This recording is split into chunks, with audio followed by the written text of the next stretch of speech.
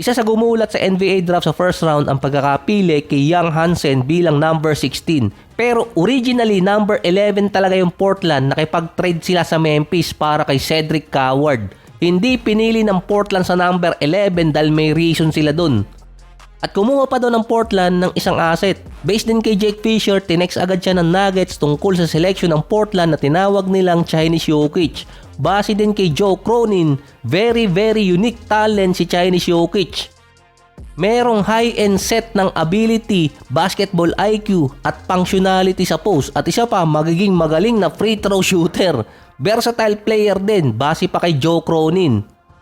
Panahon na lang ang makakapagsabi kung mapufulfill niya ang prophecy para maging Chinese Jokic. Pero isa lang naman ang reason kung bakit siya pinili ng Portland dahil good choice naman talaga sa kanila yun.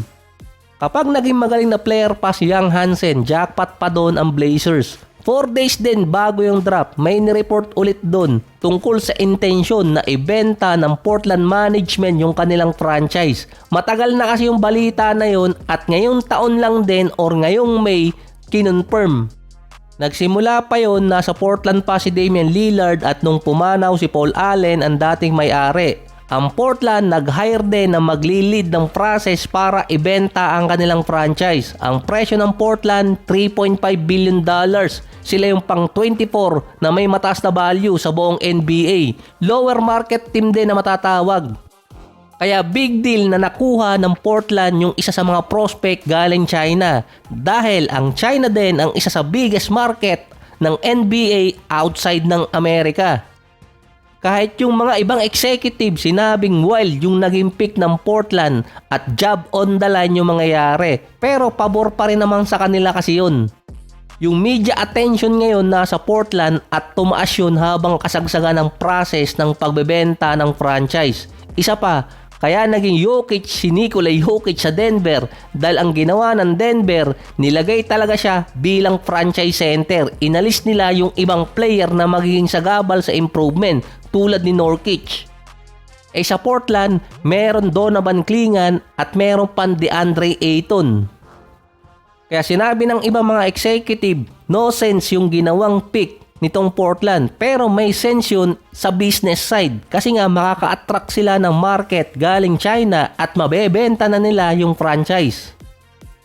Ang tinawag namang steal ng draft si Kasparas Hakusionis. Siya yung player na naiwan after ng lottery na pinili naman ng Miami Heat sa number 20 na galing yung pick na yon sa Golden State. Kung ang Portland, papalitan nila dapat si Anthony Simons kasi nga na-trade. Si Kasparas naman yung 6'6 shooting guard na galing Illinois at naging professional player na since 2020 bago naglaro sa college. Na nag-average pa siya doon ng 15 points, 5 rebounds, 4 assists, 44 and 31%. Sinabi ni Bill Simmons, automatic scorer itong si Kasparas. Na hindi niya nagustuhan yung pick ng Miami dahil malamang bumalik na naman sa pagiging contender ang Miami Heat sa mga susunod na taon. May balak pa ang Miami na kunin si Kuminga via free agency tapos sasamahan pa ni Kasparas na potential good player din. Super fan kasi ng Boston Celtics itong si Bill Simmons na akala niya tinapos na ng Boston yung season or pagiging contender ng Miami Heat. Pero bakit nakalusot na makuha nila sa later part ng first round si Kasparas? Nagkatotoo naman yung inaasahan ng iba na i-decline ni Austin Reeves ang contract extension niya ngayong taon. $90 million para sa 4 na taon. Sa susunod na taon, mas malaking kontrata ang makukuha niya. After ding ibenta ang Lakers, doon din nagsalita si Reeves about sa mga rumors na gusto niya magstay sa Lakers. Kung titingnan kasi ang contract, hindi naman porket nag-decline siya, meron na agad inaasahang malaking kontrata or lilipat siya ng ibang team. 4 na taon, $90 million. Malaking kontrata yon para sa isang undrafted player. Risky move din ang ginawa ni Reeves na tinanggihan niya yon. Baka kasi next year magkaroon siya ng injury, puwera usog. Pero kung ikaw ang agent ni Austin Reeves, i-advise mo rin na i-decline yung kontrata na yon. At kung marunong ka lang din sa simpleng mathematics, 90 million para sa 4 na taon yung ibinigay na kontrata. Ang magiging official nun 3 taon lang dahil aalisin yung player option. Hindi naman isasama yon. So magiging 4 minus 1. 3 years lang ang makukuha talaga ni Austin Reeves.